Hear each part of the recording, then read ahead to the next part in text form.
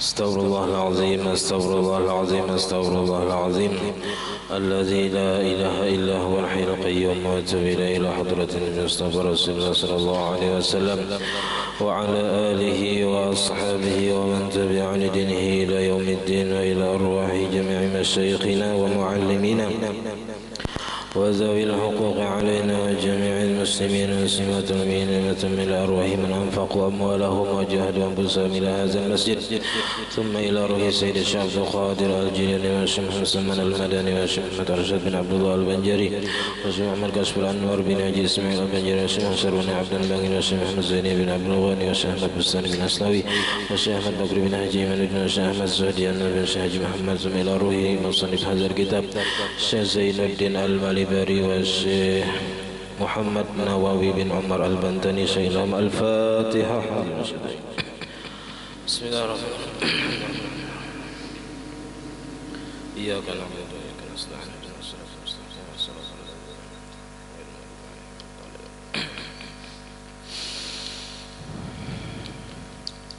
بسم الله الرحمن الرحيم. الحمد لله رب العالمين. اللهم صل وسلم وبارك على سيدنا محمد وعلى آله وصحبه أجمعين. أما بعد سبحانك لا علم لنا إلا ما علمتنا إنك أنت العليم الحكيم ولا حول ولا قوة إلا بالله العلي العظيم. رب اشرح لي صدري ويسر لي أمري واحلل عقدة من لساني يفقه قولي وسدد لساني واهدي قلبي بحق سيدنا محمد صلى الله عليه وسلم. قال المصنف رحمه الله تعالى ونفعنا به وبجميع علومه في الدارين آمين. فالذي يحرم بالحدث الأصغر 5 أشياء أولها الصلاة بأنواعها وكذا سجدة التلاوة والشكر. نعم يجوز صلاة الفرض لفاقد الطهورين لحرمة الوقت ويعيد إذا وجد أحدهما لكن إذا وجد التراب بعد الوقت لا يعيد به إلا بمحل يسقط فيه الفرض بالتيمم. وأما إذا وجده في الوقت فيعيد به مطلقا لكن إذا كان في محل يغلب فيه وجود الماء تلزمه الإعادة. ثالثا إذا وجد الماء أو التراب بمحل يغلب فيه فقد الماء أو يستوي الأمران وحينئذ يتصور له فعل الفرض 4 مرات بأن يصلي أولا لحرمة الوقت ثم بالتراب في الوقت بمحل يغلب فيه وجود الماء ثم بالماء أو التراب في محله يغلب فيه الفقد أو يستوي الأمران ثم يعيد تلك الصلاة جماعة. Alhamdulillah, puji dan syukur kita haturkan kehadirat Allah Subhanahu wa Ta'ala yang mana dengan limpahan taufik hidayah serta inayahnya sehingga pada malam hari ini kita dapat sama-sama berkumpul di masjid yang mulia ini. Mari kita sama-sama berniat i'tikaf. Bismillahirrahmanirrahim. Nawaitu an a'takifa fi hadzal masjid sunnatan lillahi ta'ala. Sengaja aku i'tikaf di dalam ini masjid sunnat atas kebenaran Allah Ta'ala. Dan kita juga selalu senantiasa bersyukur kepada Allah Subhanahu wa Ta'ala yang senantiasa memberi kita anugerah nikmat. Di antara nikmat terbesarnya ialah nikmat iman dan Islam. Dijadikannya kita umat Nabi Muhammad, dipanjangkannya umur kita, disehatkan badan kita sehingga kita dapat sama-sama menuntut ilmu agama. Pada malam hari ini kita membicarakan tentang larangan bagi orang yang berhadas kecil. Kalau ujar sidin falladhi yahrumu bil hadasil asghari 5 asya'a. Maka bermula yang haram, yang dilarang dengan sebab hadas kecil ialah 5 perkara. Jadi kalau seseorang dalam keadaan berhadas kecil, kada berwudu, maka 5 perkara ini kada boleh digawi, kada boleh dikerjakan, haram hukumnya. Bukannya dapat pahala, malah dapat dosa. Awaluha as-salatu, pertama sembahyang, bi anwa'iha, dengan berbagai macam sembahyang, baik sembahyang nang wajib, nang fardu kifayah ataupun nang sunnat. Semuanya bilanya dalam keadaan tidak berwudu haram dikerjakan. Bukannya dapat pahala sembahyangnya tapi berdosa. Kenapa? Karena syarat sahnya kada digawi, yaitu suci daripada hadas kecil. Wa kaza, dan begitu juga haram dengan sebab hadas kecil ini ialah sajdatut tilawah, sujud tilawah, wasyukri, sujud syukur, ya, kayak bedah rumah, bila dapat bedah rumah langsung sujud syukur, pahaman kah tahu juga, ya. Beudu kah ada tahu juga, tapi bilanya kada beudu haram hukumnya, karena sama rukunnya itu atau syaratnya itu lawan sembahyang sama. Wajib menghadap kiblat, wajib menutup aurat, wajib suci daripada hadas kecil dan hadas besar, suci pakaian, tempat dan badan daripada najis yang tidak dimaafkan. Naam, ya, bujurai jisirin, tapi itu tadi haram sembahyang bagi orang yang berhadas kecil nang kada beudu. Tapi yajuzu salatul fardi li faqidit tahuraini, boleh sembahyang fardu, sembahyang fardu, nah kalau sunat kada boleh juga. Li faqidit tahuraini, bagi orang yang tidak mendapatkan dua alat bersuci, tanah kadada, banyu kadada, di mana diamnya, ya, di padang pasir misalnya, ya. Atau bisa juga di lautan, orangnya garing dan garingnya itu kada boleh memakai banyu. Nah makanya dihukum makan kadada banyu tadi, faqdul ma'i syar'an namanya. Jadi secara syar'inya tidak ada air di situ. Bukan kadada banyunya, kadada cuman kada kawa memakai banyu dikarenakan ada penyakit di anggota wudu nang menyebabkan ia kada boleh memakai banyu tadi. Tanah kadada juga. Nah sembahyangnya di mana? Sembahyangnya li hormatil waqti, untuk menghormati waktu aja. Ya.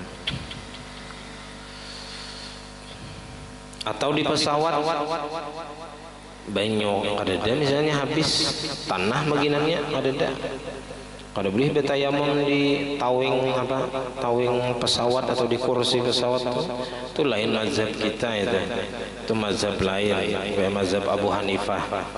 Itu boleh mereka memakai tayamum itu dengan sesuatu yang terangkat di bumi, apa aja.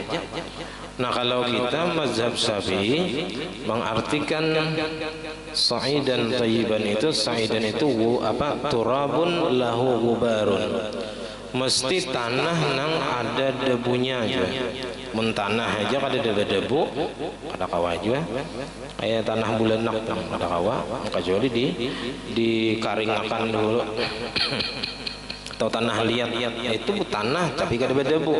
Nah kecuali dijamur, nah sampai ada debunya. Orang bahari kalau hendak nangka Makkah saja belayar besangu tanah tayamum, ya istilah boleh atau ditumbuk diayak ya besangu. Menggalapong pang jadi tayang makan kada boleh, ya Allah itu lain tanah. Atau pupur bebiki kada boleh juga. Mesti tanah nang ada debunya. Ya, jadi kalau memang kada ada dua alat bersuci kayak di pesawat misalnya, wudu kada kawa, tayamum kada kawa, waktu sembahyang sampai maghrib sudah misalnya, atau zuhur, sedangkan di perjalanan masih lawas lagi 9 jam misalnya, habis waktunya kena. Nah lalu sembahyangnya lihormatil wakti aja. Kayak apa niatnya aja? Kayak biasa bang. Kayak apa cara sembahyangnya? Kayak apa kawa? Mun kawa berdiri menghadap kiblat, mun kada kawa di kursi ya, udah di kursi. Saapa kawa? Rukuk sujudnya kada kawa nang bujur pakai isyarat. Yang abad tunduk kepala itu nah sedikit rukuk, sujud lebih bertunduk daripada rukuk. Nah itu cara sembahyang lihormatil waktu. Tapi kayaknya bilanya sampai ke tujuan mendapatkan sudah banyu atau tanah yang banyak banyu, ya anggap banyu kawa berwudu misalnya. Nah wajibnya mah mengulang sembahyang nang lihormatil waktu tadi aja.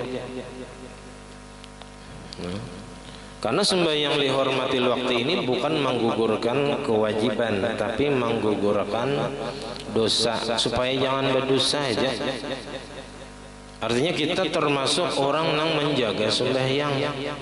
Seandainya mati orang tadi di perjalanan sebelum sempat mengqadha karenanya belum mendapatkan banyu tadi misalnya mati, nah orang ini tidak ditulis sebagai orang yang meninggalkan sembahyang. Beda mun kainagan sembahyang magun-magun di qadha jua, magun-magun diulang jua sembahyangnya, baik di sana sekali pas gugur pesawatnya mati, nah mati dalam keadaan meninggalkan sembahyang atau mati dalam keadaan menyia-nyiakan sembahyang, dan itu termasuk dosa besar. Nah itu nang kita kada hendak ya. Makanya bilanya sampai waktu sembahyang kita kada kawa mengerjakan di awal waktu, wajib semalam apa? Azam, berniat di hati, bertekad hendak mengerjakan sembahyang ini di awal hati, di dalam waktunya. Karena kewajiban melaksanakan sembahyang itu di awal waktu.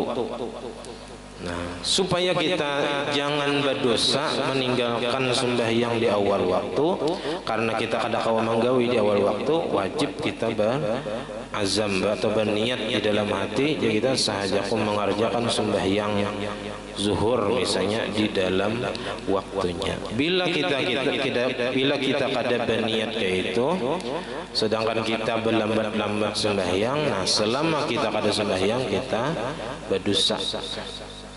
Sampai kita menggawi nyerampeh berdosa. Nah, jadi dosa tadi apa? Terus berjalan selama kita belum mengerjakan. Nah, tapi kalau kita berniat kayak itu tadi, kita kada berdosa. Itu bedanya. Nah, jadi kalau sampai waktu sembahyang, ada kawa kita menggawi di awal waktu, misalnya sibuk di perumahan atau sibuk di mana di pasar atau di gawian, kada kawa mengerjakan di awal waktu berniat barang di hati. Nah, sahajaku mengerjakan sembahyang fardu zuhur di dalam waktunya misalnya. Nah, jadi kita kada berdosa. Nah, kecuali kita mengeluarkan dari waktunya, ya berdosa. Nah, jadi di sini bisa sembahyang itu lihormatil waktu aja, atau seperti orang yang di penjara bawah tanah dipasung ulang, diikat, bahira bakameh di situ kada kau berwudu, kada kau bersuci. Cuman orang ini sangat menjaga dengan sembahyangnya. Jadi bila sampai dikira-kira waktu sembahyang zuhur sampai inya sembahyangnya lihormatil waktu, kada kawa panang sabujurnya ya berwudu kada kawa, betayamum kada kawa inya karena diikat misalnya. Nah tapi inya sembahyang kayak apanya kawa dalam keadaan terikat tadi, nah kepala aja misalnya nang bertunduk-tunduk. Nah cuman kayaknya bila inya bebas ya, bila inya bebas dihitungnya berapa bulan atau berapa tahun inya tadi diikat orang di penjara tadi, dihitungnya diqadanya pulang kita. Itu masalahnya ya tadi, seandainya inya mati sebelum kawa membayari, inya kada dihitung orang yang meninggalkan sembahyang. Inya masih dianggap orang yang menjaga sembahyang. Jadi kada berdosanya. Beda dengan orang nang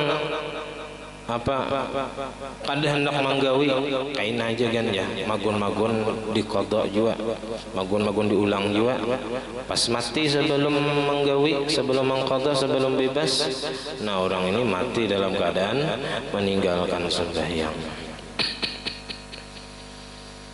Nah, wa yu'idu dan mengulang ia iza wajada ahadahuma, apabila inya telah mendapatkan akan salah satu daripada dua alat bersuci, baik banyu atau tanah untuk tayamum tadi.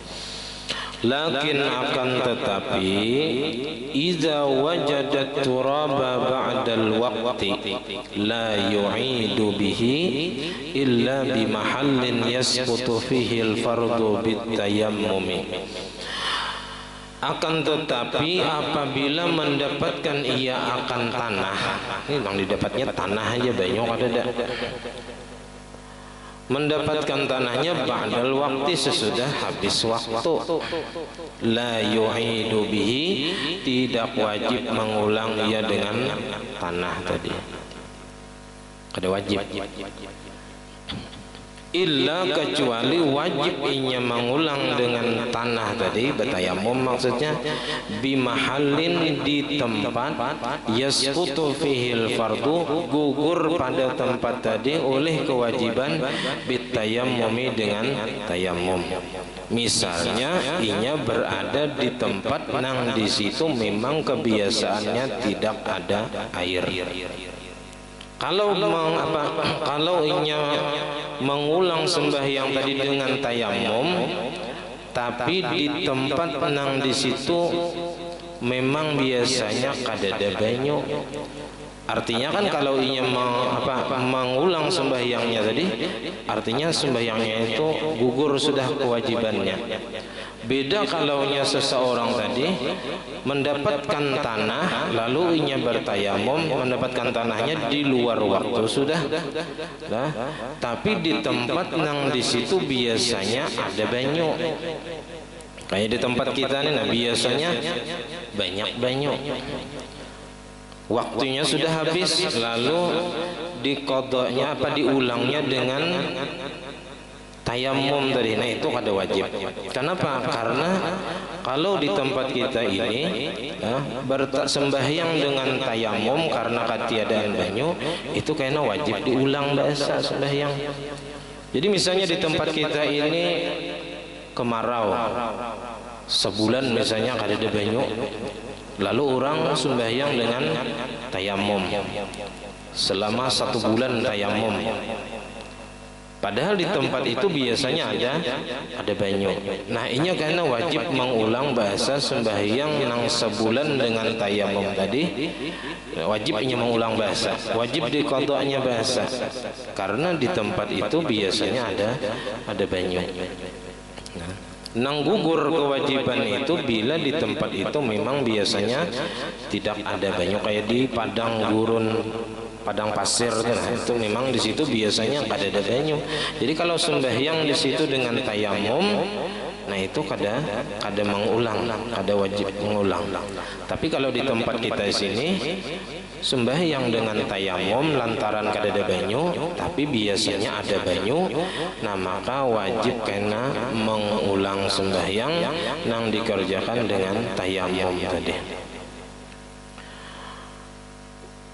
Wa amma iza wajadahu fil waqti, adapun apabila ia mendapati tanah di dalam waktu sembahyang, artinya kan tadi sembahyang lihormatil waktu, imbah itu berjalannya lalu ada tahaga tanah tapi waktu masih ada, fayu'idu bihi mutlaqan, maka wajib mengulang ia akan sembahyangnya tadi dengan tanah tadi mutlaqan, semata-mata, secara mutlak. Artinya baik di tempat itu biasanya ada banyu ataupun di tempat itu memang kebiasaannya tidak ada banyu. Lakin akan tetapi iza kana, apabila adalah ia fi mahallin, di tempat yaglibu fihi, yang kebiasaan padanya itu wujudul ma'i, ada banyu, talzamuhul i'adatu salisan, wajib akan dia mengulang 3 kali. 3 kali jadinya. Jadi pertama sembahyangnya lihormatil waktu, lalu yang kedua dengan tanah tapi di dalam waktu di tempat yang biasanya ada banyu. Nah makanya wajib pulang karena mengulang dengan air, dengan wudhu 3 kali jadinya. Iza wajadal ma'a, apabila mendapati ia akan air, awit turaba di mahallin, atau mendapati tanah di tempat yang yaglibu fihi faqdul ma'i, yang biasanya di situ memang tidak ada air. Au yastawil amrani, atau sama 2 perkara, misalnya 6 bulan kemarau, 6 bulan ada banyu. Nah itu di situ sama dua perkara tadi. Wahina izin, maka pada ketika itu yatasawwaru lahu, bisa tergambar baginya fi'lul fardi, mengerjakan satu kefarduan 4 marratin 4 kali. Bayangkan mun kita sekali kan yang alih benar ya Allah, apalagi disuruh sampai 4 kali mengulang sembahyang. Nah bi ayyu salliya, gambarannya nang 4 kali mengulang dari 4 kali sembahyang nang satu kefarduan. Bi ayyu salliya awalan dihormatil waktu, dengan bahwa sembahyang ia pada pertama kali karena menghormati waktu, karena kadada banyu, kadada tanah tadi, lalu sembahyangnya dihormatil waktu sekali sudah. Summa biturabi fil waktu di mahallin yaglibu fihi wujudul ma'i, kemudian yang kedua ianya sembahyang dengan tanah tayamum di dalam waktu di tempat yang biasanya di situ ada banyu. Summa bil ma'i, kemudian dengan air. Awit turab, atau tanah fi mahallin di tempat yaglibu fihi faqdul ma'i, di tempat yang situ biasanya memang tidak ada banyu. 3 sudah. Au yastawil amrani, atau sama 2 perkara, kadang ada banyu kadang ada ada. Nah summa yu'idu, kemudian yang keempat inya mengulang tilkas shalah, itu sembahyang jamaatan berjamaah. Jadi bisa sampai satu fardu itu 4 kali diulang dalam masalah ini aja Pak. Wa zahiru hadza, dan yang jelas daripada ini, anna faqidat tahuraini, bahwasanya orang yang tidak mempunyai 2 alat bersuci, banyu dan tanah tadi, lahu boleh baginya ayyusalliya awalal waqti, bahwa sembahyang ia di awal waktu. Wa huwa kadzalik, dan bermula ia memang seperti itu.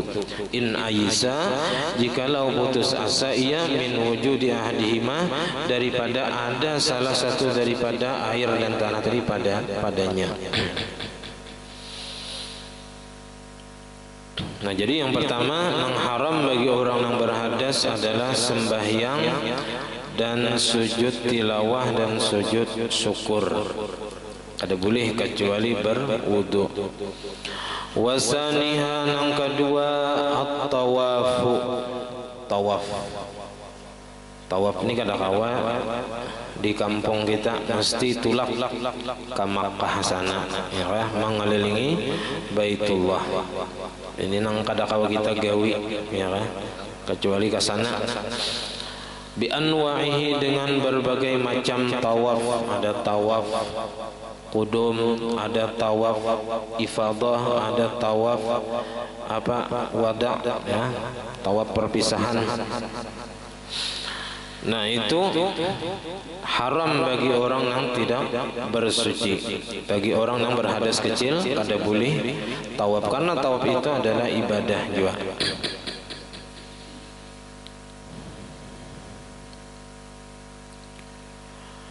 Wa illam yakun fi dhimnihi nusukun, dan sekalipun tidak ada di dalam tanggungannya itu ibadah haji atau umrah, atau ya kita tawaf biasa aja, ya.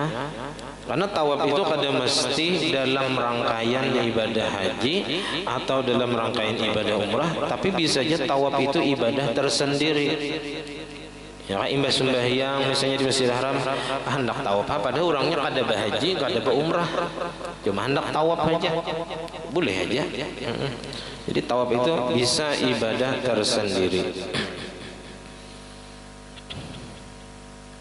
kayak tawaf kudum kan, tawaf nang tahiyatul masjid. Nah itu belum lagi manggawi ibadah haji, belum lagi manggawi ibadah umrah. Nah boleh aja sudah tawaf tadi. Wasalisuhan yang ketiga nang haram bagi orang yang berhadas kecil ialah khutbatul jumu'ati, yaitu khutbah Jumat. Jadi khutbah Jumat itu mesti suci daripada hadas kecil. Beda dengan sembahyang khutbah hari raya. Kalau khutbah hari raya itu kada apa-apa, kada berwudu. Kalau imbah sembahyang misalnya khatibnya kan sembahyang dahulu, hari raya itu sembahyang, imbah sembahyang hanya khutbah. Hendak khutbah tak antut sih din, ya kan? Boleh lah naik, oh boleh, kada apa-apa. Cuman sunatnya berwudu. Nah, karena khutbah hari raya itu tidak termasuk rukun. Beda dengan Jumat. Kalau Jumat termasuk rukun Jumat. Jadi di antara rukun Jumat mesti didahului oleh 2 khutbah. Nah, mana rukun khutbah itu 5 nang wajib didengarkan.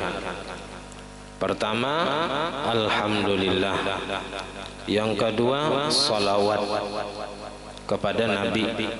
Nah itu nang salawat nang seminggu sekali wajib dibaca ialah salawat di dalam khutbah Jumat. Salawat nang seminggu sekali. Kalau salawat nang tiap hari itu salawat 5 kali sehari, salawat di dalam sembahyang, di dalam tahiyat akhir. Itu wajib kita membaca salawat kepada Nabi sehari 5 kali minimal. Minimal ya minimal. Maksimalnya nang ada di tahiyat awal, ya kan, di kunut, ada juga salawatnya nang sunat-sunat. Jadi khutbah Jumat ay arkaniha, rukun khutbah itu wajib dibaca dalam keadaan berwudu, artinya dalam keadaan tidak berhadas kecil. Warabi'uha nang keempat daripada nang diharamkan ketika seseorang berhadas kecil ialah masul mushafi, menyentuh mushaf Al-Quran, lembaran-lembaran kertas yang ditulis di situ Al-Quran. Menyentuhnya tadi walau bihailin, walaupun dengan lapik, balapik, sakhinin nang tebal, besarong tangan misalnya. Sarung tangan tapi dijapai akan ke Al-Quran, itu tetap hukumnya haram. Haitsu udda masan lahu urfan, apabila dibilang menyentuh baginya, bagi mushaf tadi urfan pada pandangan orang banyak. Bila pandangan orang banyak mengatakan oh itu tetap hukumnya menyentuh, nah maka berarti haram hukumnya walaupun balapik. Ini menyentuh. Kalau menyentuh aja hukumnya haram, apalagi membawa banget kada menyentuh. Menyentuh itu kan Qur'annya bandak dijapai, nah itu. Kalau mengangkat itu banget lagi. Wal muradu bil mushafi, yang dimaksud dengan mushaf yang haram dijapai apabila dalam keadaan berhadas kecil ialah kullu ma kutiba fihi syai'un minal Qur'an biqasdi dirasah. Yang dimaksud dengan mushaf itu ialah tiap-tiap sesuatu yang ditulis padanya sesuatu daripada Al-Quran dengan tujuan dirasah, dibaca atau dipelajari.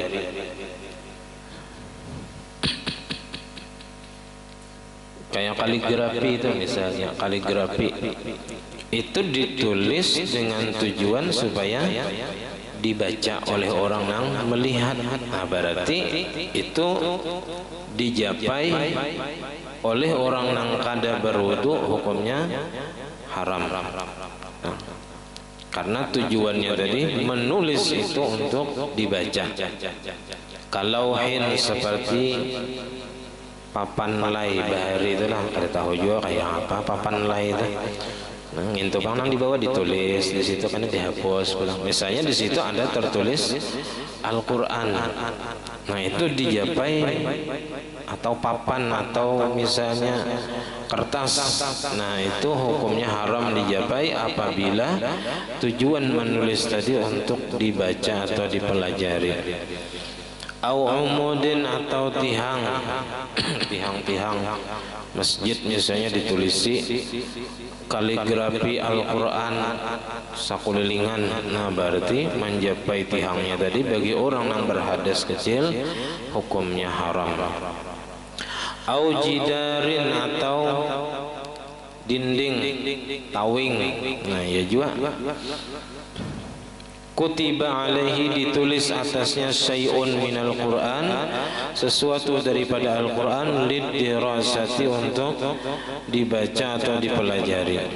Fayahrumu massuhu, maka haram menyentuhnya. Haram menyentuhnya ma'al hadasi beserta seseorang itu berhadas hina izin pada ketika itu.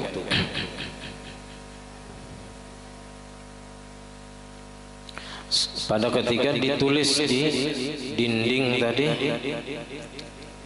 sesuatu daripada Al-Quran, amunnya dihapus hilang. Kayak papan tulis ditulis Al-Quran, nah maka menyentuhnya jadi haram bilanya berhadas. Tapi bila dihapus hilang sampai. Sawaun fi dzalika, sama ada pada yang demikian itu nang haram dijapai tadi bagi orang yang berhadas, al-qadrul masghulu bin nuqus wa ghairihi, sekedar yang disibukkan dengan tulisan. Artinya sama ada nang haram dijapai itu nang tulisannya itu ataupun yang lainnya, kalhamisi seperti pinggirnya. Misalnya kayak kita nang paling nyaman itu contohnya mushaf Al-Quran itu kan atasnya kadang kosong ada tulisan, pinggirnya ada tulisan. Nah, walaupun nang dihiganya itu nang ada tulisannya itu nang kita japai hukumnya haram kalaunya kita berhadas kecil. Wama bainas sutur, dan jarak yang diantara garis-garisnya, kan antara baris pertama dengan baris kedua itu ada kosong, ya kan? Kayak kitab tuh kalau ada jaraknya lah, di tengah-tengahnya di situ tadi disentuhnya, nah haram juga bagi orang yang berhadas. Wa yahrumu aidan massu jildihi, dan haram juga menyentuh lapik atau kulit Al-Quran, kulit mushaf Al-Quran, al-muttasili bihi, nang bersambung nang barait dengan mushaf Al-Quran. Lapiknya ini aja kita nih. Padahal di situ ada tertulis Al-Quran misalnya, tapi disambat orang lapik Al-Quran. Nah, kita sentuh lapiknya tadi haram hukumnya bagi berhadas. Wa kaza al-munfasili, begitu juga kulitnya nang terpisah, lapiknya nang terpisah, pacul misalnya atau bahar itu memang becurai, bepaculan. Nah, lalu lapiknya tadi tak manakah misalnya lapik Al-Quran, sampulnya ya kita terpisah daripada mushafnya, haram dijabai malam tangqati' nisbatuhu anhu, selama tidak terputus hubungan lapik Al-Quran tadi daripada Al-Quran. Artinya masih disambat orang itu lapik Quran orang, itu sampul Al-Quran, ya, walaupun sudah terpisah daripada Al-Qurannya. tapi masih disambat orang itu lapik Al-Quran atau apa ya kita sampul Al-Quran, nah maka hukumnya haram dijapai. Nah contoh nang terputus nang sudah lepas daripada Al-Quran, ka'an ju'ila jilda kitabin, seperti bahwa dijadikan orang lapik Al-Quran tadi diulah lapik kitab yang lain, diulah lapik kitab fikih misalnya, diulah lapik kitab hadis. Lapiknya Al-Quran tapi dalamnya lain, dalamnya hadis misalnya, tapi lapiknya lapik Al-Quran. Wa illa amunnya wa illa ayin qata'at nisbatuhu, jikalau sudah hilang, sudah terputus hubungannya, hubungan antara lapik Al-Quran tadi dengan Al-Quran, misalnya sudah kada disambat orang lagi itu lapik Quran, lapik kitab, lapik kitab aja lagi disambat, sampai orang nyambat lapik Al-Quran, fala maka hukumnya tidak haram menyentuhnya. Walau kana fihi, dan sekalipun ada padanya maya dulu sesuatu yang menunjukkan atau tanda yang menunjukkan ala annahu atas bahwasanya lapik itu karena dulunya adalah ia jilda mushafin, adalah lapik mushaf Al-Quran. Contohnya ka'an kana maktuban, seperti bahwa ada di situ tertulis atasnya firman Allah Ta'ala, la yamassuhu illal mutahharun, tidak menyentuh akan Al-Quran kecuali orang-orang yang suci. Tulisannya ada, biasanya lapik Quran itu memang itu ada la yamassuhu illal mutahharun ya.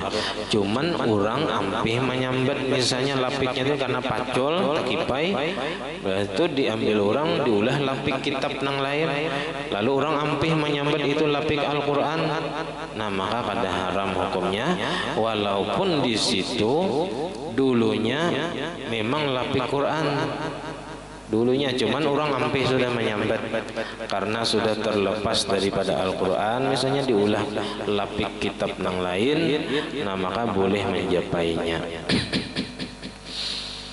Wa madama lam tanqati' nisbatuhu 'anil mushafi la yahillu massuhu ma'al hadasi, dan selama belum terputus hubungan kulit atau lapik Al-Quran daripada mushaf, artinya masih disambat orang itu lapik Quran, la yahillu massuhu, tidak boleh menyentuhnya ma'al hadasi, beserta orang itu dalam keadaan berhadas. Wa in marrat alaihi sinuna, sekalipun berlalu atasnya beberapa tahun, 100 tahun sudah misalnya, lapiknya aja lagi nang ada, Qurannya habis dari makan gagat ya, cuman orang masih menyambat itu jurang apa lapik Quran bakas tulisan pada Tuan Bahari misalnya, nang tertinggal apa lapiknya aja lagi, tapi orang masih menyambat lapik Al-Quran, nah maka haram bagi orang yang berhadas menyentuhnya. Nah, jadi kertas itu, kertas bila ditulisi di situ dengan tulisan Al-Quran, maka kertas itu menjadi mulia. Jadi mulia ini kada boleh lagi sembarangan orang menyentuhnya. Kertas, padahal kertas itu hanya istilahnya sesuatu benda ya nang sangat murah ya kita harganya di zaman kita sekarang, cuman ini bisa berbeda-beda ya. Kalau diulah surat kabar imbah baca, wah buang orang ada nang diulah pundutan acan ya, mun Quran juga akan diulah pundutan acan, wah langsung ada nang sarik, banyak mengsarik ya kah, banyak yang memprotes karena kurang pantas, kada pantas sama sekali Al-Quran diulah lapik acan atau nang gesan apa bahari itu, gesan kacang ini, paman kacang membuat kacang anunya kertasnya kertas nah Al-Quran, nah, ada tulisan Al-Quran langsung anu viral, langsung banyak yang menentang ya. Nah jadi itulah kertas ya, bila jadi duit seburuk-buruknya duit ada aja nama ambil ya, kau aja dihurupakan ya.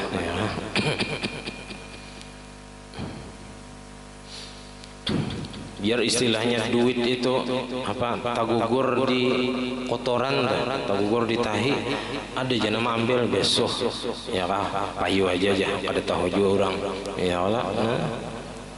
Itu karena nilainya itu, nah nilainya ada di situ nilainya. Nah apalagi ditulis di Al-Quran, nah, luar biasa. Kada boleh sembarangan. Kalau duit biar bodoh kah, kada bodoh kah, kada masalah menjapai. Tapi kalau Al-Quran ditulis di situ Al-Quran kalamullah, nah kada boleh lagi sembarangan. Bila nyabah hadas kecil, nah jangan menjapai Al-Quran, karena itu merupakan larangan yang sudah ditetapkan dalam agama kita. Bahkan ya, bahkan lapiknya aja tuh, lapik tapi bersandar kepada Al-Quran ya kah, lapik Quran jadi mulianya. Kada boleh juga sembarangan, kada lapik wara istilahnya, kada ada tulisan Al-Qurannya, cuman disambat orang lapik Al-Quran, maka lapik Al-Quran tadi jadi mulia juga. Kada boleh sembarangan menyentuhnya, harus orang-orang yang suci. Dan masih banyak lagi karena di sini tentang apa-apa yang berhubungan dengan Al-Quran semuanya jadi mulia. Apalagi kita nang istilahnya itu hamalatul Quran, jadi penghafal Al-Quran, itu luar biasa. Awak kita seikungan Al-Quran, cuman kada apa-apa menyentuh kalau dalam keadaan kada berwudu. Kalau orang tuh hafal Quran misalnya sebagian, jangan dijapai jangan kada berwudu, kada ya kan, boleh jadi japai. Kalau bersalaman misalnya harus berwudu lan sidin tu jar kada. Karena tulisannya kada terlihat juga, hanya di dalam hati aja, hafalan aja. Nah lebih lagi mulia manusia ya kah, diisi hatinya dengan Al-Quran ya kah, membaca Quran juga sudah untung kita nih kawas sehari waktu digunakan, ada sehari itu waktu untuk membaca Al-Quran. Barang imbas sembayang napakah bulik tenas ke rumah buka Quran satu mat barang asal rutin basum yang subuh misalnya bulik ke rumah masih kadap juga. Kita di sini termasuk sungsung bulik sembayang subuh, coba di Simpang 4 tuntong baca Yasin siang dari ya. Kita di sini masih kadap lagi, jadi masih sampat benar gitu. Namun bulik ke rumah mencium bentar bisa terguring, baik yang buka Al-Quran, nah basigir juga mata ya. Buka Al-Quran sehari barangnya sahajus kah, ada kawa 2 hajus ya, sahajus, ada kawa setengah hajus, ada kawa salambar, ada kawa sahalaman, ada kawa samakra, paling kawa sudah samanit ulihan salambar menyanang lancar ya Allah. Nah yang penting Quran dibaca, jangan dijadikan pajangan wara di lemari sampai bakulat bulan puasanya mencari Quran ya. Maksud bulan puasa ada baca Quran juga, ini kata apa lagi data bulannya Al-Quran tuh kada baca Quran, apalagi di luar bulan Ramadan maginannya Nah jadi kena sambungannya itu apa-apa yang berhubungan dengan Al-Quran menjadi mulia juga, dan kada boleh sembarangan menyentuhnya ya kan. Bahkan kayak nang rihal atau nang tas nang disiapkan untuk Al-Quran kada boleh juga dijapai sembarangan Nah, dan masih banyak lagi yang berhubungan dengan Al-Quran, nang kada boleh sembarangan kita menjapainya. Nah, di sini masih hanya pembahasan tentang mushaf Al-Quran, nang di situ tertulis Al-Quran.